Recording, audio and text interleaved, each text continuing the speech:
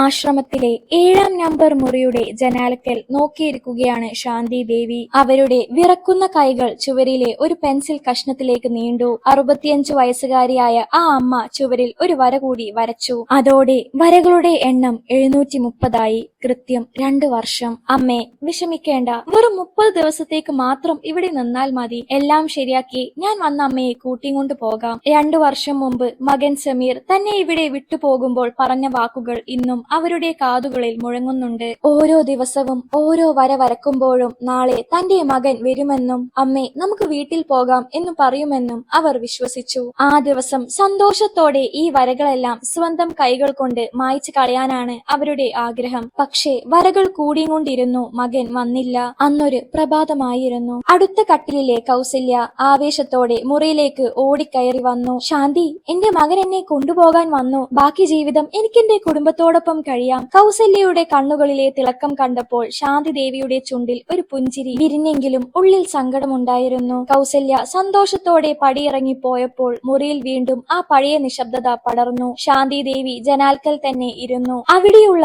ഓരോ വണ്ടിയുടെ ശബ്ദം കേൾക്കുമ്പോഴും അവർ ഇരുമ്പഴികൾ മുറുകെ പിടിക്കും. പക്ഷേ വണ്ടിയിൽ നിന്ന് ഇറങ്ങുന്നത് മറ്റാരെങ്കിലും ആയിരിക്കും. ആ നിരാശ അവരുടെ കണ്ണുകളിൽ ഇരുട്ട് പടർത്തി. ഒരു ദിവസം ആശ്രമത്തിലെ ഹാളിൽ ഇരിക്കുമ്പോഴാണ് ശാന്തി ദേവി ആ പഴയ പത്രം കയ്യിലെടുത്തത്. വെറുതെ പേജുകൾ മറിക്കുന്നതിനിടെ ഒരു ചെറിയ പരസ്യം അവരുടെ കണ്ണിലുടക്കി. ആവശ്യമുണ്ട്. ഒരു വലിയ വീട്ടിൽ 5 വയസ്സുകാരനായ കുട്ടിയെ നോക്കാൻ വിശ്വസ്തയായ ഒരു ആയയെ ആവശ്യമുണ്ട്. ശമ്പളം 10,000 രൂപ.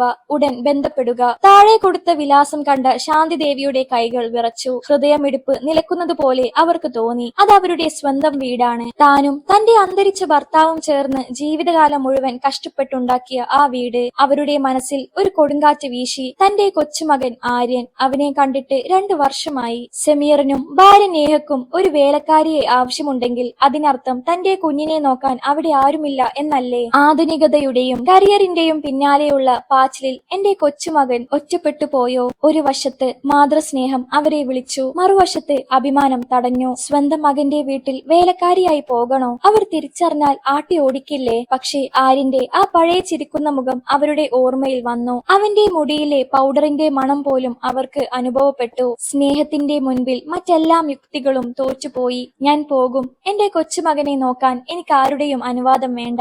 ആരും അറിയാതെ ഞാൻ അവിടെ എത്തും. അവർ തീരുമാനിച്ചു. പിറ്റേന്ന് രാവിലെ ശാന്തി ദേവി ആശ്രമത്തിലെ വാർഡനെ കണ്ട് 1 മാസത്തെ അവധി ചോദിച്ചു. തന്റെ രോഗിയായ സഹോദരിയെ കാണാൻ പോകണം എന്ന കള്ളം പറയുമ്പോൾ അവരുടെ ചുണ്ടുകൾ വിറച്ചു. കയ്യിൽ പാസ് കിട്ടിയപ്പോൾ അവർ കണ്ണാടിയുടെ മുൻപിൽ പോയി നിന്നു. ഏകാന്തതയും സങ്കടവും അവരുടെ മുഖം ഇതിനോടകം തന്നെ മാറ്റിമറിച്ചിരുന്നു. മുഷിഞ്ഞ ഒരു കോട്ടൺ സാരിയും സർക്കാർ ആശുപത്രിയിൽ നിന്ന് കിട്ടിയ കട്ടി കൂടിയ കറുത്ത ഫ്രെയിമുള്ള കണ്ണാടിയും വെച്ചപ്പോൾ ആർക്കും തിരിച്ചറിയാൻ പറ്റാത്ത ഒരു വേലക്കാരിയായി അവർ മാറി. അവർ തന്റെ പഴയ ഐഡന്റിറ്റി ഉപേക്ഷിച്ചു. സരസ്വതി എന്ന പേരിൽ അവർ തന്റെ മകന്റെ വീട്ടിലേക്ക് യാത്ര തിരിച്ചു. സ്വന്തം വീട്ടിലേക്ക് ഒരു അന്യയായി അവർ പടിയിറങ്ങി. ആ പഴയ കോളനിയിലേക്ക് ബസ് ഇറങ്ങിയപ്പോൾ ശാന്തി ദേവിയുടെ ഹൃദയം ഒരു പക്ഷി ചിറകടിക്കുന്നത് പോലെ വേഗത്തിൽ മിടിക്കാൻ തുടങ്ങി. കഴിഞ്ഞ 2 വർഷമായി താൻ കാണാൻ കൊതിച്ച തെരുവുകൾ, ആ പഴയ മരങ്ങൾ എല്ലാം അവിടെ തന്നെയുണ്ട്. പക്ഷേ തന്റെ വീടിന് മുന്നിലെത്തിയപ്പോൾ അവർ ഒരു നിമിഷം നിന്നുപോയി. പണ്ട് ആ ഉമ്മറത്തെ മനോഹരമായ മാർബിൾ കല്ലിൽ ശാന്തി വില്ല എന്ന് മലയാളത്തിൽ കൊത്തിവെച്ചിരുന്നു. ഇന്ന് അതിനു പകരം തിളങ്ങുന്ന ബോർഡിൽ ഇംഗ്ലീഷ് അക്ഷരങ്ങളിൽ സമീർ വില്ല എന്ന് എഴുതിയിരിക്കുന്നു. തന്റെ പേരുപോലും ആ പടിക്കെട്ടുകളിൽ നിന്ന് മകൻ മായ്ച്ചു കളഞ്ഞിരിക്കുന്നു. ശാന്തി ദേവി തന്റെ തോളുകൾ അല്പം കൂടി താഴ്ത്തി. സാരി തലപ്പ് കൊണ്ട് മുഖത്തിന്റെ പകുതി ഭാഗം മറച്ചു. ആ കട്ടി കൂടിയ കണ്ണാടിയിലൂടെ അവർ ഗേറ്റിനുള്ളിലേക്ക് നോക്കി. പെട്ടെന്ന് പിന്നിൽ നിന്ന് ഒരു പരുഷമായ ശബ്ദം കേട്ടു. ഏയ് കിളവി, എങ്ങോട്ടാ നോക്കി നിൽക്കുന്നത്? അത് മരുമകൾ നേഹയായിരുന്നു. ഷോപ്പിംഗ് ബാഗുകളുമായി കാറിൽ നിന്നിറങ്ങിയ അവൾ ശാന്തി ദേവിയെ പുച്ഛത്തോടെ നോക്കി. ആഡംബരത്തിന്റെ തിളക്കമായിരുന്നു നേഹയുടെ മുഖത്ത്. മാഡം, ഞാൻ പത്രത്തിൽ പരസ്യം കണ്ടു വന്നതാ, കുട്ടിയെ നോക്കാൻ. ശബ്ദം ഇടറാതെ ശാന്തി ദേവി പറഞ്ഞു. നേഹ അവരെ ഒന്ന് മുകളിൽ നിന്ന് താഴെ വരെ നോക്കി. ശരി, അകത്തേക്ക് വാ. അകത്ത് കയറിയപ്പോൾ എയർ കണ്ടീഷണറിന്റെ തണുത്ത കാറ്റ് അവരുടെ മുഖത്തടിച്ചു. വില കൂടിയ റൂം ഫ്രഷ്നറിന്റെ മണം അവിടെ നിറഞ്ഞിരുന്നു. സോഫയിൽ തന്റെ മകൻ സമീർ ഇരിക്കുന്നുണ്ട്. ലാപ്ടോപ്പിൽ ജോലി ചെയ്യുന്ന അവനെ കണ്ടപ്പോൾ ശാന്തി ദേവിയുടെ കണ്ണുകൾ നിറഞ്ഞു. തന്റെ മകൻ. അവൻ കുറച്ച് ക്ഷീണിച്ചിരിക്കുന്നു. നെറ്റിയിൽ ചില പുതിയ ചുളിവുകൾ വീണിട്ടുണ്ട്. സമീർ എന്ന് വിളിച്ച് അവന്റെ അടുത്തേക്ക് ഓടിച്ചെന്ന് ആ തലയിൽ ഒന്ന് തടവാൻ ആ അമ്മയുടെ മനസ്സ് വെമ്പിയെങ്കിലും അവർ സ്വയം നിയന്ത്രിച്ചു. താനിപ്പോൾ അവന്റെ അമ്മയല്ല, ഒന്നുമല്ല, വെറും ഒരു വേലക്കാരിയായ സരസ്വതി മാത്രമാണ്. സെമീർ അവരെ ഒന്ന് നോക്കി. മുൻപ് എവിടെയാ ജോലി ചെയ്തിട്ടുള്ളത്? പ്രായം കുറച്ച് കൂടുതലാണല്ലോ. കുട്ടിയുടെ പുറകെ ഓടാൻ പറ്റുമോ? വല്ല അസുഖവുമുണ്ടോ? ചോദ്യങ്ങൾ ഓരോന്നായി സെമീർ ചോദിച്ചു. ഇല്ല സർ, എനിക്ക് അസുഖമൊന്നുമില്ല. 2 നേരം ആഹാരവും കുറച്ച് പൈസയും മതി. തല താഴ്ത്തി നിന്ന് അവർ മറുപടി നൽകി. നേഹ ഇടപെട്ടു. ശരി, ഇവരെ തൽക്കാലം നിർത്താം. മാസത്തിൽ 10,000 രൂപ നൽകാം. ആരിനെ നോക്കണം, കുളിപ്പിക്കണം, ഭക്ഷണം കൊടുക്കണം. അവൻ ഉറങ്ങുമ്പോൾ വീട്ടുപണികൾ ചെയ്യണം. മനസ്സിലായില്ലേ? ശാന്തി ദേവി സമ്മതത്തോടെ തലയാട്ടി. അങ്ങനെ ആ വീടിന്റെ യഥാർത്ഥ ഉടമസ്ഥയായിരുന്ന ശാന്തി ദേവി തന്റെ വീട്ടിൽ സരസ്വതി എന്ന വേലക്കാരിയായി പുനർജനിച്ചു. ഇനി അവിടെ നോക്കി നിൽക്കാതെ മുകളിലെ മുറിയിലേക്ക് പോ. ആര്യൻ അവിടെ ഉണ്ടാകും. നേഹയുടെ കൽപ്പന കേട്ട് അവർ പടികൾ കയറി. ഓരോ പടി കയറുമ്പോഴും അവരുടെ ശ്വാസം മുട്ടുന്നുണ്ടായിരുന്നു. അത് പ്രായം കൊണ്ടല്ല, 2 വർഷത്തിനു ശേഷം തന്റെ ജീവന്റെ ജീവനായ കൊച്ചുമകനെ കാണാൻ പോകുന്നതിന്റെ പിരിമുറുക്കം കൊണ്ടായിരുന്നു. മുകളിലെ മുറിയുടെ വാതിൽ പകുതി തുറന്നു കിടക്കുന്നുണ്ടായിരുന്നു. ഉള്ളിലെ കാഴ്ച കണ്ട ശാന്തി ദേവിയുടെ കരൾ തകർന്നുപോയി. പണ്ട് ആപ്പിൾ പോലെ തുടുത്തിരുന്ന ആര്യന്റെ കവിളുകൾ ഒട്ടിപ്പോയിരിക്കുന്നു. അവനൊരു മൂലയിൽ ഇരുന്ന് മൊബൈലിൽ ഗെയിം കളിക്കുകയാണ്. മുറി നിറയെ വില കൂടിയ കളിപ്പാട്ടങ്ങൾ ചിതറിക്കിടക്കുന്നുണ്ടെങ്കിലും ആ കുഞ്ഞിന്റെ മുഖത്ത് ഒരു സന്തോഷവുമില്ല. ഒരു യന്ത്രത്തെ പോലെ അവൻ ഫോണിൽ വിരലുകൾ ചലിപ്പിക്കുന്നു. ശാന്തി ദേവി സാവധാനം മുറിയിലേക്ക് കയറി. ആര്യൻ, എന്റെ കുഞ്ഞെ. അവരുടെ ചുണ്ടുകൾ മന്ത്രിച്ചു. പെട്ടെന്ന് ആര്യൻ തല ഉയർത്തി നോക്കി. അവന്റെ കണ്ണുകളിൽ അത്ഭുതമോ സ്നേഹമോ ഇല്ലായിരുന്നു. പകരം ഒരു തരം ദേഷ്യമായിരുന്നു. എനിക്ക് മറ്റൊരു ജ്ഞാനിയെ വേണ്ട, ഇവിടെ നിന്ന് പോകൂ. അവൻ കയ്യിലിരുന്ന കളിപ്പാട്ടം തറയിലിട്ടു. ശാന്തി ദേവി പതറാതെ ആ കളിപ്പാട്ടം എടുത്ത് അവന്റെ അരികിൽ പോയി ഇരുന്നു. അവർ അവന്റെ തലയിൽ തലോടാൻ കൈ നീട്ടി. മോനെ, ശർക്കരയിട്ട ചപ്പാത്തി വേണോ? ഞാൻ ഉണ്ടാക്കിത്തരാം. അവർക്ക് അറിയാമായിരുന്നു സെമീറിനും ആര്യനും അതേറെ ഇഷ്ടമാണെന്ന്. ആര്യൻ ഒരു നിമിഷം നിശ്ചലനായി. അവൻ ആദ്യമായി ആ വൃദ്ധയുടെ കണ്ണിലേക്ക് നോക്കി. ആ കണ്ണുകളിൽ അവന് പരിചിതമായ എന്തോ ഒന്ന് തോന്നി. നിങ്ങൾക്ക് എങ്ങനെ അറിയാം എനിക്കത് ഇഷ്ടമാണെന്ന്? അവന്റെ ശബ്ദത്തിൽ അല്പം മൃദുത്വം വന്നു. ശാന്തി ദേവിക്ക് കരച്ചിൽ വന്നു. കുട്ടികൾക്ക് മധുരം ഇഷ്ടമാണല്ലോ. അവർ ആര്യന്റെ മൃദുവായ മുടിയിൽ വിരലുകൾ ഓടിച്ചു. ആ സ്പർശനം ഏറ്റപ്പോൾ ആര്യൻ കണ്ണുകൾ അടച്ചു. മാസങ്ങളായി സെമീറിൽ നിന്നോ നേഹയിൽ നിന്നോ അവന് ലഭിക്കാത്ത ആ സ്നേഹത്തിന്റെ ചൂട് അവൻ ആ വേലക്കാരിയിൽ നിന്ന് അനുഭവിച്ചു. പെട്ടെന്ന് അവൻ അവളുടെ മടിയിൽ മുഖം ഒളിപ്പിച്ചു. ആന്റി, നിങ്ങൾ ഇവിടെ നിന്ന് പോകില്ലല്ലോ അല്ലേ? അച്ഛനും അമ്മയും എപ്പോഴും ബിസിയാണ്. എനിക്ക് വലിയ പേടിയാ. ആ നിമിഷം ശാന്തി ദേവി ഉറപ്പിച്ചു. താൻ ഇവിടെ വന്നത് വെറുതെ അല്ല. ഈ 5 വയസ്സുകാരന് തന്നെ ആവശ്യമുണ്ട്. പക്ഷേ ആ സ്നേഹപ്രകടനം കണ്ടുകൊണ്ട് നേഹ വാതിൽക്കൽ എത്തി. സരസ്വതി, അവനെ അമിതമായി ലാളിക്കരുത്. ഭക്ഷണം കൊടുത്ത് ഉറക്കാൻ നോക്ക്. പിന്നെ ഒരു കാര്യം, അവനോട് മലയാളം സംസാരിക്കേണ്ട. സ്കൂളിൽ എല്ലാവരും ഇംഗ്ലീഷാണ് പറയുന്നത്. കൽപ്പന നൽകി നേഹ തിരിഞ്ഞു നടന്നു. ശാന്തി ദേവി ആര്യനെ മുറുകെ പിടിച്ചു. ഞാൻ എങ്ങോട്ടും പോകില്ല മോനെ, ഒരിക്കലും പോകില്ല. അവരുടെ വാക്കുകൾ ആ മുറിയിൽ പ്രതിധ്വനിച്ചു. തന്റെ സ്വന്തം വീട്ടിൽ താൻ തനിച്ചല്ലെന്ന് അവർക്ക് മനസ്സിലായി. തന്നെ പോലെ തന്നെ സ്നേഹത്തിനു വേണ്ടി ദാഹിക്കുന്ന മറ്റൊരു അനാഥൻ കൂടി അവിടെയുണ്ട്, അവരുടെ സ്വന്തം കൊച്ചുമകൻ. ആ വീടിന്റെ അടുക്കളയിലേക്ക് കയറിയപ്പോൾ ശാന്തി ദേവിക്ക് തന്റെ പഴയ കാലം ഓർമ്മ വന്നു. ആ ചുവരുകളിൽ ഇന്നും അവരുടെ കൈപുണ്യത്തിന്റെ മണം തങ്ങി നിൽക്കുന്നുണ്ട്. പണ്ട് ഭർത്താവിനോടൊപ്പം ഇവിടെയിരുന്ന് തമാശകൾ പറഞ്ഞതും സെമീറിന് ഇഷ്ടപ്പെട്ട വിഭവങ്ങൾ വെച്ചു വിളമ്പിയതും അവർ ഓർത്തു. പക്ഷേ ഇന്ന് അവർ അവിടെ വെറുമൊരു വേലക്കാരിയാണ്. മകൻ സെമീറിന് വേണ്ടി അവർ വലിയ ജാഗ്രതയോടെ പാൽപായസം ഉണ്ടാക്കി. അവന്റെ കുട്ടിക്കാലം മുതലേയുള്ള ഏറ്റവും പ്രിയപ്പെട്ട വിഭവമായിരുന്നു അത്. വൈകുന്നേരം സെമീർ ഓഫീസിൽ നിന്ന് ക്ഷീണിച്ചു തിരിച്ചെത്തിയപ്പോൾ സരസ്വതി ആ പായസം ഒരു കിണ്ണത്തിൽ പകർന്ന് അവന്റെ മുന്നിൽ വെച്ചു. സെമീർ ആദ്യത്തെ സ്പൂൺ വായിൽ വെച്ചതും ഒരു നിമിഷം സ്തംഭിച്ചുപോയി. അവന്റെ കണ്ണുകളിൽ പഴയ ഓർമ്മകൾ മിന്നിമറഞ്ഞു. സരസ്വതി, ഈ പായസം ആരാണ് ഉണ്ടാക്കിയത്? ഇതിനെന്റെ അമ്മ ഉണ്ടാക്കുന്ന അതേ രുചിയാണ്. സെമീർ ആശ്ചര്യത്തോടെ ചോദിച്ചു. ശാന്തി ദേവിയുടെ ഉള്ളൊന്ന് പിടഞ്ഞു. തന്റെ വേഷം അഴിഞ്ഞു വീഴുമോ എന്ന ഭയം അവരെ പിടികൂടി. അത് സർ, ഞാൻ സാധാരണ ഉണ്ടാക്കുന്ന പോലെ ഉണ്ടാക്കിയതാണ്, അവർ വിറക്കുന്ന ശബ്ദത്തിൽ പറഞ്ഞു. ഭാഗ്യത്തിന് ആ സമയം സെമീറിന്റെ ഫോൺ ബെല്ലടിച്ചു. സംസാരത്തിനിടയിൽ അവൻ പായസം മാറ്റിവെച്ചു. ഇനി വേണ്ട, ഇതിൽ ഒരുപാട് കലോറി ഉണ്ടാകും, എനിക്ക് ഡയറ്റ് നോക്കണം. അവൻ അത് ഉപേക്ഷിച്ചു. ശാന്തി ദേവി ഒരു ദീർഘശ്വാസം വിട്ടു. തന്റെ മകൻ തന്റെ കൈപുണ്യം തിരിച്ചറിഞ്ഞെങ്കിലും അവന്റെ പുതിയ ജീവിതശൈലി അവനെ അതിൽ നിന്ന് അകറ്റിയിരിക്കുന്നു. 2 ദിവസം കഴിഞ്ഞപ്പോൾ നേഹക്ക് ഒരു പാർട്ടി ഉണ്ടായിരുന്നു. വൈകുന്നേരം പാർട്ടിക്ക് പോകാൻ അതീവ സുന്ദരിയായി ഒരുങ്ങിയാണ് നേഹ അടുക്കളയിൽ എത്തിയത്. ശാന്തി ദേവി അവിടെ പണികളിൽ മുഴങ്ങിയിരിക്കുകയായിരുന്നു. പെട്ടെന്ന് നേഹ അടുക്കളയിലെ ഒരു രഹസ്യ അറയിൽ നിന്ന് ഒരു കുപ്പി സിറപ്പ് എടുത്തു. ആര്യന് നൽകാനുള്ള പാൽ ഗ്ലാസിൽ ആ മരുന്ന് വലിയ അളവിൽ ഒഴിക്കുന്നത് ശാന്തി ദേവി കണ്ടു. മാഡം, ആര്യന് അസുഖമൊന്നുമില്ലല്ലോ? പിന്നെ എന്തിനാണ് ഈ മരുന്ന് കൊടുക്കുന്നത്? അറിയാതെ അവർ ചോദിച്ചുപോയി. നേഹയുടെ മുഖം ദേഷ്യം കൊണ്ട് ചുവന്നു. അവൾ ശാന്തി ദേവിയെ ആകമൊത്തം ഒന്ന് തുറച്ചു നോക്കി. നിങ്ങളോട് ആര് ചോദിച്ചു ഇതിനെക്കുറിച്ച്? നിങ്ങളുടെ ജോലി മാത്രം നോക്കിയാൽ മതി സരസ്വതി. ഇത് അവനെ ശാന്തനാക്കി ഉറക്കാൻ വേണ്ടിയുള്ളതാണ്. ഞാൻ പാർട്ടി കഴിഞ്ഞ് വരുന്നത് വരെ അവൻ ഉണരാതെ ഇരുന്നോളും. നിങ്ങളൊരു വിവരമില്ലാത്തവളാണ്. നിങ്ങൾക്കിതൊന്നും മനസ്സിലാവില്ല. നേഹ ആ പാൽ ഗ്ലാസുമായി ആര്യന്റെ മുറിയിലേക്ക് പോയി. ശാന്തി ദേവി പിന്നാലെ ചെന്നു. ആര്യൻ ആ പാല് കുടിക്കാൻ വിസമ്മതിക്കുന്നുണ്ടായിരുന്നു. അമ്മേ, എനിക്കിത് വേണ്ട, ഇത് കയ്പാണ്. അവൻ കരഞ്ഞു. പക്ഷേ നേഹ നിർബന്ധിച്ച് അതവന്റെ തൊണ്ടയിലേക്ക് ഒഴിച്ചു. 10 മിനിറ്റിനുള്ളിൽ ആര്യൻ അബോധാവസ്ഥയിൽ എന്നതുപോലെ ഉറക്കത്തിലേക്ക് വീണു. ശാന്തി ദേവിയുടെ ഹൃദയം തകർന്നു പോയി. പണ്ട് പത്രത്തിലും ടിവിയിലും കണ്ട വാർത്തകൾ അവരുടെ ഓർമ്മയിൽ വന്നു. ആധുനിക മാതാപിതാക്കൾ തങ്ങളുടെ വിനോദങ്ങൾക്കും തിരക്കുകൾക്കും തടസ്സമാകാതിരിക്കാൻ കുട്ടികൾക്ക് കഫ് സിറപ്പുകൾ ഉറക്കമരുന്നായി നൽകാറുണ്ട്. ഇത് കുട്ടികളുടെ തലച്ചോറിനെ ബാധിക്കുന്ന ഒരു വിഷമാണെന്ന് അവർക്കറിയാം. തന്റെ കൊച്ചുമകൻ അവന്റെ തന്നെ അമ്മയാൽ വിഷം നൽകപ്പെട്ട് നശിപ്പിക്കപ്പെടുകയാണ്. നേഹ കാർ എടുത്ത് പാർട്ടിക്ക് പോയി. സമീർ അപ്പോഴും ഓഫീസിലാണ്. വീട് നിശബ്ദമായി. ശാന്തി ദേവി ആര്യന്റെ അരികിൽ ചെന്നിരുന്നു. അവന്റെ മുഖം വിളറിയിരിക്കുന്നു. അവർ തന്റെ കൈകൾ തലോടി കരഞ്ഞു. ഈ വീടൊരു ശ്മശാനം പോലെയായിരിക്കുന്നു. സ്നേഹത്തിന് പകരം ഇവിടെ മരുന്നിന്റെ ലഹരിയാണ്. ബന്ധങ്ങൾക്ക് പകരം പദവികൾക്കാണ് ഇവിടെ വില, അവർ സ്വയം പറഞ്ഞു. രാത്രി വൈകി വെള്ളം കുടിക്കാനായി താഴേക്ക് ഇറങ്ങിയ ശാന്തി ദേവി സമീറിന്റെ മുറിയിൽ നിന്ന് ഒരു സംസാരം കേട്ടു. വാതിൽ അല്പം തുറന്നു കിടക്കുകയായിരുന്നു. സമീർ ആരോടോ ഫോണിൽ തർക്കിക്കുകയാണ്. അവർ സാവധാനം വാതിലിനടുത്ത് ചെന്ന് നിന്ന് ശ്രദ്ധിച്ചു. സമീർ തന്റെ വക്കീലിനോടാണ് സംസാരിക്കുന്നത്. വക്കീൽ സാർ, എങ്ങനെയെങ്കിലും അമ്മയുടെ ഡെത്ത് സർട്ടിഫിക്കറ്റ് ശരിയാക്കി തരണം. അമ്മ ഇപ്പോൾ മറ്റൊരു നഗരത്തിലെ വൃദ്ധസദനത്തിലാണ്. അവർ ഇനി ഇങ്ങോട്ട് തിരിച്ചു വരില്ല.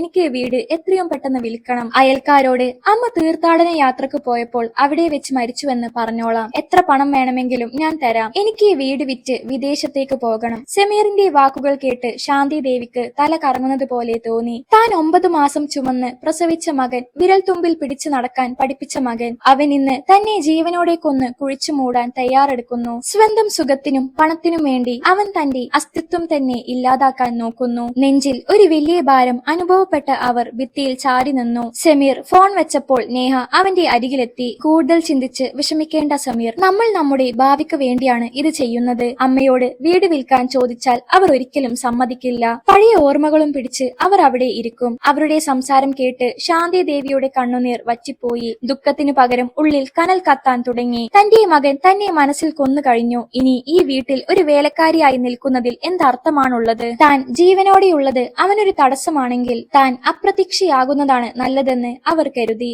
ഇത്രയും സ്വാർത്ഥനാകാൻ നിനക്ക് എങ്ങനെ കഴിയുന്നു മകനെ? അവർ നിശബ്ദയായി തേങ്ങി. പിറ്റേന്ന് പുലർച്ചെ ആരോടും പറയാതെ ആ വീട് വിട്ടു പോകാൻ അവർ തീരുമാനിച്ചു. തന്റെ മകനും മരുമകളും ഇത്രയും വലിയ ചതിയന്മാരാണെന്ന് തിരിച്ചറിഞ്ഞ അവർക്ക് ആ വീട്ടിലെ വായു പോലും ശ്വസിക്കാൻ കഴിയാത്ത അവസ്ഥയിലായി. പക്ഷേ വിധി കാത്തുവെച്ചിരുന്നത് മറ്റൊരു വലിയ ദുരന്തമായിരുന്നു. മകൻ തന്നെ ജീവനോടെ കൊന്ന് കുഴിച്ചു മൂടാൻ തയ്യാറെടുക്കുന്നു എന്ന സത്യം അറിഞ്ഞതോടെ ശാന്തി ദേവിയുടെ ഉള്ളിലെ സ്നേഹത്തിന്റെ ഉറവ് വറ്റിപ്പോയി. അന്ന് രാത്രി അവർക്കുറങ്ങാൻ കഴിഞ്ഞില്ല. ഇരുട്ടുമുറിയിൽ ഉറങ്ങുമ്പോൾ സമീറിന്റെ കുട്ടിക്കാലം ഒരു സിനിമ പോലെ അവരുടെ കണ്ണുകളിലൂടെ കടന്നുപോയി. ചന്തയിലെ തിരക്ക് കണ്ടു പേടിച്ച് തന്റെ വിരലുകളിൽ മുറുകെ പിടിച്ചിരുന്ന ആ ചെറിയ കുട്ടി ഇന്ന് അതേ വിരലുകൾ വെട്ടിമാറ്റാൻ അവൻ മുതിർന്നു. നേരം വെളുത്തപ്പോൾ അവർ ഒരു തീരുമാനമെടുത്തു. ഈ വീട്ടിൽ ഇനി സരസ്വതിയായി തുടരുന്നതിൽ അർത്ഥമില്ല. തന്റെ മകൻ തന്നെ മനസ്സിൽ കൊന്നു കഴിഞ്ഞു. ഇനി ഈ വീട് വിട്ട് പഴയ വൃദ്ധസദനത്തിലേക്ക് തന്നെ മടങ്ങുന്നതാണ് നല്ലത്. അവിടെയെങ്കിലും തന്നെ സ്നേഹിക്കുന്ന കുറച്ച് അപരിചിതർ ഉണ്ടല്ലോ. പിറ്റേന്ന് ഉച്ചക്ക് നേഹ പതിവ് പോലെ ഒരു പാർട്ടിക്ക് പോകാൻ ഒരുങ്ങി. പോകുന്നതിന് മുമ്പ് അവർ ആര്യന് വീണ്ടും ആ വിഷം നൽകി.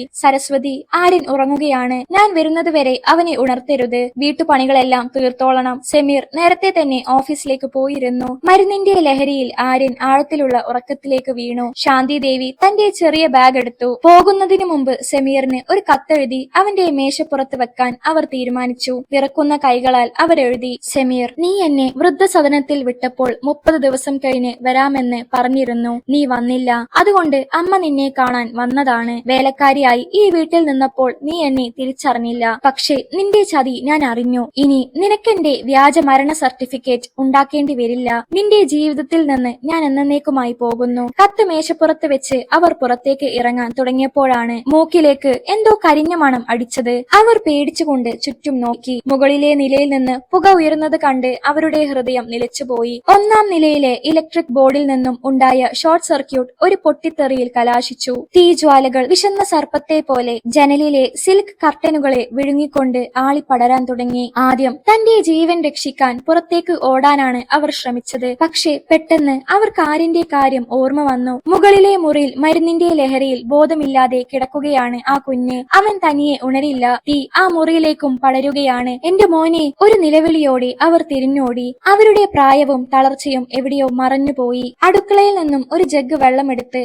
അവർ സ്വന്തം ശരീരത്തിലേക്ക് ഒഴിച്ചു. അടുത്തുണ്ടായിരുന്ന ഒരു പുതപ്പ് വെള്ളത്തിൽ മുക്കി ദേഹത്ത് ചുറ്റി. കത്തുന്ന പുകക്കിടയിലൂടെ അവർ പടികൾ ഓടിക്കയറി. മുകളിലെ നില നരകം പോലെയായിരുന്നു. പുക കൊണ്ട് കാഴ്ച മങ്ങുന്നു. ആരിന്റെ മുറിയിൽ തീ പടർന്നു കഴിഞ്ഞു. അവർ അവനെ കുലുക്കി വിളിച്ചു. പക്ഷെ അവൻ കണ്ണു തുറന്നില്ല. മറ്റൊന്നും ചിന്തിക്കാതെ അവർ ആരിനെ ആ നനഞ്ഞ പുതപ്പിൽ പൊതിഞ്ഞു. തന്റെ നെഞ്ചോട് ചേർത്ത് അവനെ മുറുകെ പിടിച്ചു. താഴേക്ക് ഇറങ്ങാൻ തുടങ്ങിയപ്പോഴേക്കും മേൽക്കൂരയിലെ ഒരു കത്തുന്ന മരത്തടി അവരുടെ പുറത്തേക്ക് വീണു. അമ്മേ എന്നൊരു നിലവിളി അവരുടെ തൊണ്ടയിൽ കുടുങ്ങി. അവരുടെ സാരിക്ക് തീ പിടിച്ചു. പുറം പൊള്ളുന്നുണ്ടായിരുന്നു. പക്ഷെ അവർ ആരിനെ കൈവിട്ടില്ല. തന്റെ വേദനയേക്കാൾ വലുതായിരുന്നു ആ കുഞ്ഞിന്റെ ജീവൻ. അവർ സ്വയം ഒരു കവചമായി മാറി. ആരിനെ സുരക്ഷിതമായി താഴേക്ക് എത്തിക്കാൻ ശ്രമിച്ചു. പുറത്ത് ആളുകൾ കൂടിയിരുന്നു. സെമീറും നേഹിയും അപ്പോഴേക്കും അവിടെ എത്തിക്കഴിഞ്ഞു. എന്റെ മകൻ അകത്തുണ്ട്, ആരെങ്കിലും രക്ഷിക്കൂ. സെമീർ ഭ്രാന്തനെ പോലെ കരയുന്നുണ്ടായിരുന്നു. പക്ഷെ ആർക്കും അകത്തേക്ക് കയറാൻ ധൈര്യമില്ലായിരുന്നു. പെട്ടെന്ന് കറുത്ത പുകക്കുള്ളിൽ നിന്ന് ഒരു രൂപം പുറത്തേക്ക് വരുന്നത് അവർ കണ്ടു. കത്തുന്ന വസ്ത്രങ്ങളുമായി ഒരു കുട്ടിയെ മാറോട് ചേർത്ത് ശാന്തി ദേവി പടിയിറങ്ങി വന്നു. മുറ്റത്തെത്തിയ ഉടൻ അവർ ആര്യനെ നിലത്ത് കിടത്തി ബോധരഹിതയായി വീണു. ഫയർഫോഴ്സുകാർ ഓടിയെത്തി. ആര്യൻ സുരക്ഷിതനായിരുന്നു. സെമീർ ഓടിച്ചെന്ന് ആര്യനെ കെട്ടിപ്പിടിച്ചു. ശേഷം തന്റെ മകനെ രക്ഷിച്ച ആ വേലക്കാരിയെ നോക്കാൻ അവൻ അടുത്തു ചെന്നു. പക്ഷേ സ്ട്രെച്ചറിൽ കിടക്കുന്ന ആ സ്ത്രീയുടെ മുഖം കണ്ടപ്പോൾ സമീറിന്റെ കാലുകൾ വിറച്ചു. കത്തുന്ന തീയിൽ ആ കട്ടി കൂടിയ കണ്ണാട എവിടെയോ തെറിച്ചു പോയിരുന്നു. മുഖത്തെ ആ മഷി പടർന്നു മാറിയിരിക്കുന്നു. താൻ വൃദ്ധസദനത്തിൽ ഉപേക്ഷിച്ച സ്വന്തം അമ്മ, തന്റെ മകനെ രക്ഷിക്കാൻ സ്വന്തം ശരീരം അഗ്നിക്കിരയാക്കിയ ആ അമ്മയുടെ മുഖം കണ്ട് സമീർ അലറിക്കരഞ്ഞു. അമ്മേ! ആ വിളി ആ കോളനിയെ മുഴുവൻ നടുക്കി. പക്ഷേ ശാന്തി ദേവി അപ്പോഴും ബോധരഹിതയായിരുന്നു. ആശുപത്രിയിലെ ICUവിന് പുറത്ത് സമീർ ഒരു ഭ്രാന്തനെ പോലെ അങ്ങോട്ടും ഇങ്ങോട്ടും നടക്കുകയാണ്. അവന്റെ വസ്ത്രങ്ങളിൽ പുകയും ചാരവും പറ്റിപ്പിടിച്ചിരുന്നു. ഉള്ളിൽ തന്റെ അമ്മ മരണത്തോട് പോരാടുകയാണ്. കുറച്ചു മുമ്പ് ഡോക്ടർ പുറത്തു വന്ന് പറഞ്ഞ വാക്കുകൾ അവന്റെ കാതുകളിൽ മുഴങ്ങുന്നു. ആ സ്ത്രീയുടെ ശരീരം 80% പൊള്ളിയിരിക്കുന്നു. സ്വന്തം ശരീരം ഒരു കവചമാക്കി മാറ്റിയാണ് ആ അമ്മ ആരിനെ രക്ഷിച്ചത്. ആ നനഞ്ഞ പുതപ്പിനുള്ളിൽ ആ കുഞ്ഞ് സുരക്ഷിതനായിരുന്നു. സമീർ തളർന്ന് കസേരയിൽ ഇരുന്നു. തന്റെ അമ്മ, താൻ വൃദ്ധസദനത്തിൽ ഉപേക്ഷിച്ച് ജീവനോടെ കൊന്നുകളയാൻ ശ്രമിച്ച അതേ അമ്മ, ഒരു വേലക്കാരിയുടെ വേഷത്തിൽ അവർ തന്റെ വീട്ടിൽ വന്നത് പണത്തിനോ സ്വത്തിനോ വേണ്ടിയല്ല, മറിച്ച് തന്റെ മകനെയും കൊച്ചുമകനെയും ഒന്ന് കാണാൻ വേണ്ടിയായിരുന്നു. എന്നിട്ടും താൻ അവരെ തിരിച്ചറിഞ്ഞില്ല. ഒരു അന്യ സ്ത്രീയോടെന്ന പോലെ അവരോട് പരുഷമായി പെരുമാറി. അപ്പോഴേക്കും നേഹ അവിടേക്ക് ഓടിയെത്തി. സമീറിന്റെ അവസ്ഥ കണ്ട് അവർ ഭയന്നു. സമീർ, എന്തു പറ്റി? ആ സരസ്വതി എവിടെ? സമീർ ദേഷ്യത്തോടെ നേഹയെ നോക്കി. അവർ സരസ്വതി അല്ല നേഹ, അതെന്റെ അമ്മയാണ്. നമ്മൾ പുറത്താക്കിയ എന്റെ അമ്മ. നേഹ ഞെട്ടിപ്പോയി. വിശ്വസിക്കാനാവാതെ അവർ വാ പൊത്തി നിന്നു. ആ സമയം സമീർ തന്റെ പോക്കറ്റിൽ ഇരുന്ന് ആ കത്ത് പുറത്തെടുത്തു. വിറക്കുന്ന കൈകളോടെ അവർ അത് വായിച്ചു. സമീർ, നിന്റെ ചതി ഞാൻ അറിഞ്ഞു. ഇനി നിനക്ക് എന്റെ വ്യാജ മരണ സർട്ടിഫിക്കറ്റ് ഉണ്ടാക്കേണ്ടി വരില്ല. നിന്റെ ജീവിതത്തിൽ നിന്നും ഞാൻ എന്നേക്കുമായി പോകുന്നു. സമീർ അലറിക്കരഞ്ഞു. തന്റെ ചതി അറിഞ്ഞിട്ടും ആ അമ്മ തന്റെ കുഞ്ഞിനെ രക്ഷിക്കാൻ തീയിലേക്ക് ചാടി വീണു. പെട്ടെന്ന് ഡോക്ടർ പുറത്തു വന്നു. അവർക്ക് ബോധം വീണിട്ടുണ്ട്. പക്ഷെ അധികം സമയമില്ല. സമീർ ഓടി അകത്തേക്ക് കയറി. പഞ്ഞിയിൽ പൊതിഞ്ഞ നിലയിൽ ശാന്തി ദേവി കിടക്കുന്നു. സമീർ അവരുടെ കട്ടിലിനരികിൽ മുട്ടുകുത്തിയിരുന്നു. അമ്മേ, എന്നോട് ക്ഷമിക്കൂ, ഞാനൊരു പാപിയാണ്. അവൻ അവരുടെ പൊള്ളലേറ്റ കൈകളിൽ ചുംബിച്ചു. ശാന്തി ദേവി പതുക്കെ കണ്ണുകൾ തുറന്നു. വേദന കൊണ്ട് അവരുടെ ചുണ്ടുകൾ വിറക്കുന്നുണ്ടായിരുന്നു. ആര്യൻ, അവൻ എവിടെ? സുരക്ഷിതനാണോ? സമീർ കരഞ്ഞുകൊണ്ട് പറഞ്ഞു. അമ്മേ, അവൻ സുരക്ഷിതനാണ്. ശാന്തി ദേവിയുടെ മുഖത്ത് ഒരു ചെറിയ പുഞ്ചിരി വിരിഞ്ഞു. സമീർ, ഇനി നീ വിഷമിക്കേണ്ട. നിനക്ക് ആ വീട് വിൽക്കാം. നിന്റെ അമ്മ മരിച്ചു എന്ന് ഈ ലോകത്തോട് പറഞ്ഞോളൂ. ഇപ്പോൾ അത് സത്യമാകാൻ പോകുന്നു. ആ വാക്കുകൾ കേട്ട് സമീറിന്റെ ഹൃദയം നുറുങ്ങി. അവർ നേഹിയെ അടുത്തേക്ക് വിളിച്ചു മന്ത്രിച്ചു. മോളെ, എന്റെ ആര്യനെ നോക്കണം. അവൻ ഉറക്കമരുന്ന് നൽകരുത്. നിങ്ങളുടെ സ്നേഹമാണ് അവന് വേണ്ടത്. ശാന്തി ദേവിയുടെ കൈകൾ സാവധാനം തളർന്നു. ECG മിഷേനിൽ നിന്ന് നീണ്ട ഒരു ശബ്ദം കേട്ടു. ശാന്തി ദേവി ഈ ലോകത്തോട് വിട പറഞ്ഞു. സമീർ അവരുടെ മൃതദേഹം കെട്ടിപ്പിടിച്ച് കരഞ്ഞു. അമ്മേ! ആ വിളി ആ ആശുപത്രിയുടെ ഇടനാഴികളിൽ പ്രതിധ്വനിച്ചു. ഓർക്കുക, മാതാപിതാക്കൾ ജീവിച്ചിരിക്കുമ്പോൾ നൽകുന്ന സ്നേഹമാണ് ഏറ്റവും വലിയ പുണ്യം. അവർ പോയി കഴിഞ്ഞിട്ട് കരയുന്നതിൽ ഒരർത്ഥവുമില്ല. ശാന്തി ദേവിയുടെ വേർപാടിനു ശേഷം ആ വീട് പഴയതുപോലെ ആയിരുന്നില്ല. ആഡംബരങ്ങൾ നിറഞ്ഞ ആ വലിയ വീട്ടിലെ ഓരോ മുറിയും സമീറിനെ നോക്കി പരിഹസിക്കുന്നത് പോലെ അവന് തോന്നി. അമ്മയെ വേലക്കാരിയായി കണ്ട് ആജ്ഞാപിച്ച ആ ദിവസങ്ങൾ അവന്റെ ഉറക്കം കെടുത്തി. അമ്മേ, എന്നോട് ക്ഷമിക്കൂ എന്ന് പറയാൻ പോലും ഇനി അവർ ഈ ലോകത്തില്ല എന്ന സത്യം അവനെ ഓരോ നിമിഷവും തളർത്തിക്കൊണ്ടിരുന്നു. ആശുപത്രിയിൽ നിന്ന് തിരിച്ചെത്തിയ ആര്യൻ തീർത്തും നിശബ്ദനായിരുന്നു. മുറിയിലെ കളിപ്പാട്ടങ്ങളോ മൊബൈൽ ഫോണോ അവന് വേണ്ട. അവൻ എപ്പോഴും ജനലരികിലിരുന്ന് മുറ്റത്തെ ഗേറ്റിലേക്ക് നോക്കി നിൽക്കും. തന്റെ സരസ്വതി ആന്റി എപ്പോഴെങ്കിലും മടങ്ങി വരുമെന്ന് ആ 5 വയസ്സുകാരൻ വിശ്വസിച്ചു. തന്നെ മരണത്തിൽ നിന്നും രക്ഷിച്ചത് തന്റെ സ്വന്തം മുത്തശ്ശിയാണെന്ന സത്യം അവൻ അറിഞ്ഞിരുന്നില്ല. പക്ഷേ ആ വേലക്കാരിയുടെ സ്നേഹം തന്റെ അമ്മയേക്കാൾ വലുതായിരുന്നുവെന്ന് ആ കുരുന്നു മനസ്സ് തിരിച്ചറിഞ്ഞിരുന്നു. ഒരു വൈകുന്നേരം നേഹ ആര്യന് പാല് ഗ്ലാസുമായി അരികിലെത്തി. പതിവ് പോലെ മരുന്ന് കലർത്താൻ അവൾ കൈ നീട്ടിയെങ്കിലും പെട്ടെന്ന് അവളുടെ വിരലുകൾ വിറച്ചു. ശാന്തി ദേവി മരിക്കുന്നതിനു മുമ്പ് പറഞ്ഞ വാക്കുകൾ അവളുടെ കാതുകളിൽ മുഴങ്ങി. മോളെ, അവൻ ഉറക്കമരുന്ന് നൽകരുത്.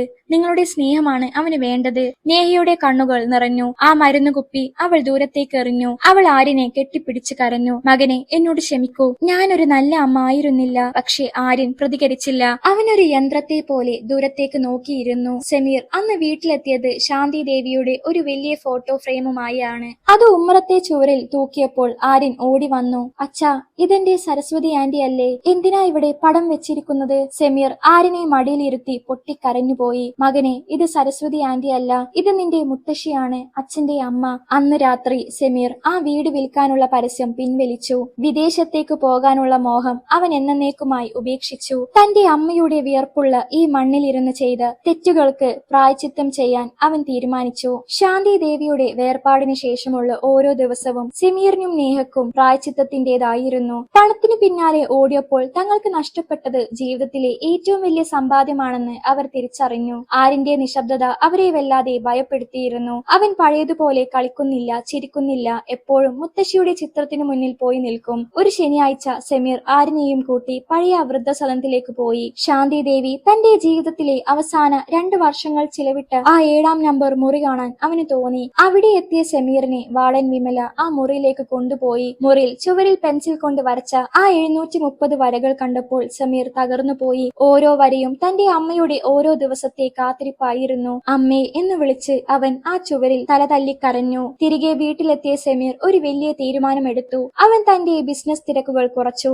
ആര്യനെ സ്കൂളിൽ വിടാനും കൊണ്ടുവരാനും അവൻ തന്നെ ഏറ്റെടുത്തു. നേഹ തന്റെ ആഡംബര ജീവിതവും പാർട്ടികളും ഉപേക്ഷിച്ചു. അവൾ ആര്യനു വേണ്ടി സമയം മാറ്റിവെച്ചു. താൻ നൽകിയ വശം തന്റെ മകന്റെ ബുദ്ധിശക്തിയെയും വളർച്ചയെയും എത്രമാത്രം ബാധിച്ചുവെന്ന് തിരിച്ചറിഞ്ഞപ്പോൾ അവൾ ഓരോ രാത്രിയും കരഞ്ഞു തീർത്തു. സമീർ ആ വീടിന്റെ ഒരു ഭാഗം ശാന്തി നിലയം എന്ന പേരിൽ ഒരു പകൽ വീടാക്കി മാറ്റി. ജോലിക്ക് പോകുന്ന മാതാപിതാക്കളുടെ കുട്ടികൾക്കും ഒറ്റപ്പെട്ടുപോയ വയോധികർക്കും അവിടെ ഒത്തുചേരാം. അവിടെയുള്ള ഓരോ മുത്തശ്ശിയെയും ആര്യൻ തന്റെ സരസ്വതി ആന്റിയായി കണ്ടു. അവർ അവനെ കെട്ടിപ്പിടിച്ചപ്പോൾ ആ പഴയ സ്നേഹത്തിന്റെ ചൂട് അവന് വീണ്ടും അനുഭവിച്ചു തുടങ്ങി. ഒരമ്മയുടെ സ്നേഹം നഷ്ടപ്പെട്ട മകനും മക്കളുടെ സ്നേഹം കൊതിക്കുന്ന ഒരു കൂട്ടം അമ്മമാരും അവിടെ ഒത്തുചേർന്നപ്പോൾ ആ വീടിന് ഒരു പുതിയ ജീവൻ ലഭിച്ചു. എങ്കിലും തന്റെ അമ്മ മരിക്കുന്നതിന് മുമ്പ് പറഞ്ഞ ആ വാക്കുകൾ, താൻ ചെയ്ത ചതി അവർ അറിഞ്ഞിരുന്നു എന്ന സത്യം സമീറിനെ എന്നും വേട്ടയാടിക്കൊണ്ടിരുന്നു. ശാന്തി നിലയം സജീവമായതോടെ ആ വീട്ടിൽ പഴയ സന്തോഷം പതിയെ തിരികെ വരാൻ തുടങ്ങി. മക്കളുടെ സ്നേഹം കൊതിക്കുന്ന അനേകം മുത്തശ്ശിമാർ അവിടെ എത്തിയതോടെ ആര്യൻ വീണ്ടും ചിരിക്കാൻ പഠിച്ചു. ഒരു ദിവസം ശാന്തി നിലയത്തിൽ വന്ന രാഘവൻ നായർ എന്ന വയോധികൻ സമീറിനെ മാറ്റി വിളിച്ചു. അദ്ദേഹം ശാന്തി ദേവിയുടെ വൃദ്ധസദനത്തിലെ അടുത്ത സുഹൃത്തായിരുന്നു. സമീർ, നിന്റെ അമ്മ മരിക്കുന്നതിന് മുമ്പ് എന്നോടൊരു കാര്യം പറഞ്ഞിരുന്നു, അദ്ദേഹം ഗൗരവത്തോടെ പറഞ്ഞു. സമീറിന്റെ ഉള്ളൊന്ന് പിടഞ്ഞു. നീ വക്കീലുമായി സംസാരിക്കുന്നത് കേട്ട അന്ന് രാത്രി അവൾ എന്റെ അരികിൽ വന്ന് ഒരുപാട് കരഞ്ഞു. പക്ഷേ അവൾ നിന്നെ ശപിച്ചില്ല. പകരം അവൾ പറഞ്ഞത്, എന്റെ മോന് പണത്തിന് വലിയ ബുദ്ധിമുട്ടായിരിക്കും, പാവം അവൻ എത്രമാത്രം വിഷമിക്കുന്നുണ്ടാകും എന്നായിരുന്നു. നിന്നെ ഒരു കുറ്റവാളിയായല്ല, വഴി തെറ്റിപ്പോയ ഒരു മകനായാണ് അവൾ കണ്ടത്. രാഘവൻ നായർ ഒരു ചെറിയ പൊതി സമീറിന് നൽകി. അതിൽ ശാന്തി ദേവിയുടെ പഴയ ബാങ്ക് പാസ്ബുക്കും കുറച്ച് പണവും ഉണ്ടായിരുന്നു. പാസ്ബുക്കിന്റെ അവസാന പേജിൽ അമ്മ എഴുതിയിരുന്നു, സമീർ, നിനക്ക് വിദേശത്തേക്ക് പോകാൻ ഒരുപാട് പണം ആവശ്യമാണെന്ന് എനിക്കറിയാം. അമ്മയുടെ സമ്പാദ്യം ഇത്രയേ ഉള്ളൂ, ഇത് നീ എടുത്തോ. നീ സന്തോഷമായി ഇരിക്കണം മകനെ. താൻ അവരെ കൊല്ലാൻ നോക്കുമ്പോഴും തന്റെ സാമ്പത്തിക ബാധ്യതകളെ കുറിച്ച് ഓർത്ത് ഇരിക്കുകയായിരുന്നു ആ അമ്മ. സമീർ ആ പാസ്ബുക്ക് നെഞ്ചോട് ചേർത്ത് പിടിച്ചു. ലോകത്തിലെ ഏറ്റവും വലിയ പണക്കാരൻ താനാണെന്ന് അവന് തോന്നി. അമ്മയുടെ സ്നേഹത്തിനു മുന്നിൽ താൻ പടുത്തുയർത്തിയ ഈ സാമ്രാജ്യം എത്ര നിസ്സാരമാണ്. അന്നു മുതൽ സമീർ തന്റെ ജീവിതം പൂർണ്ണമായും മാറ്റി.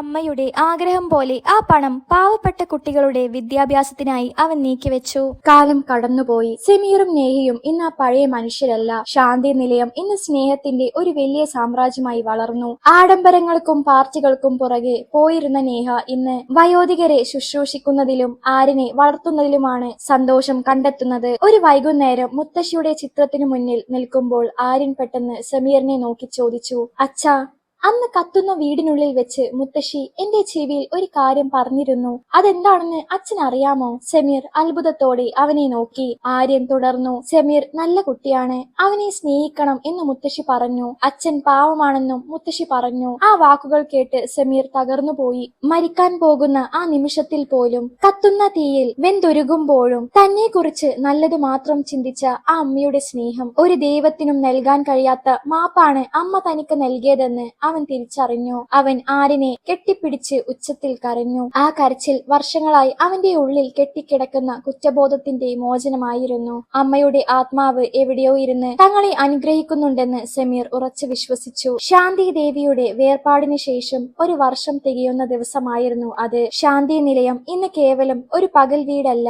പകരം നൂറുകണക്കിന് മുത്തശ്ശിമാരുടെയും കുട്ടികളുടെയും ഏക ആശ്രയമാണ്. ആ വലിയ വീടിന്റെ ഓരോ കോണിലും ഇന്ന് സന്തോഷത്തിന്റെ ചിരിമുഴക്കങ്ങൾ നിറഞ്ഞു നിൽക്കുന്നു. ആര്യന്റെ 6ാം ജന്മദിനത്തിൽ സമീർ ഒരു വലിയ പ്രഖ്യാപനം നടത്തി. തന്റെ സ്വത്തിന്റെ ഭൂരിഭാഗവും വയോധികരുടെ ക്ഷേമത്തിനായി അവൻ ഒരു ട്രസ്റ്റായി മാറ്റി. പണത്തിന് പിന്നാലെ ഓടിയപ്പോൾ എനിക്കെന്റെ അമ്മയെ നഷ്ടപ്പെട്ടു. പക്ഷെ ഇന്ന് ഈ അമ്മമാരിലൂടെ ഞാൻ എന്റെ അമ്മയെ തിരിച്ചു പിടിക്കുന്നു, സമീർ വികാരധീനനായി പറഞ്ഞു. നേഹ ഇന്ന് സ്നേഹനിധിയായ ഒരു അമ്മയാണ്. ആര്യൻ മുത്തശ്ശിയുടെ ചിത്രത്തിനു മുന്നിൽ ഒരു റോസാപ്പൂ വെച്ചു. മാതാപിതാക്കളുടെ സ്നേഹത്തിന്റെ ചൂടിൽ അവൻ ഇന്ന് ആരോഗ്യവാനായി വളരുന്നു. അന്ന് രാത്രി ഉമ്മറത്തിരിക്കുമ്പോൾ ശാന്തി ദേവിയുടെ സാരിയുടെ മണവും ആ പഴയ തലോടലും തനിക്ക് ചുറ്റുമുള്ളതുപോലെ സമീറിന് തോന്നി. തന്റെ മകൻ വഴിതെറ്റാതെ നടക്കുന്നത് കണ്ട് ആ അമ്മയുടെ ആത്മാവ് എവിടെയോ ഇരുന്ന് പുഞ്ചിരിക്കുന്നുണ്ടാകും. ഓർക്കുക, മാതാപിതാക്കൾ ജീവിച്ചിരിക്കുമ്പോൾ അവർക്ക് നൽകുന്ന ഒരു നിമിഷത്തെ സ്നേഹമാണ് അവർ മരിച്ച ശേഷം നൽകുന്ന കോടികളേക്കാൾ പുണ്യം. സ്നേഹത്തിന്റെ പാഠങ്ങൾ ബാക്കി വെച്ച് ആ കുടുംബം പുതിയൊരു ജീവിതത്തിലേക്ക്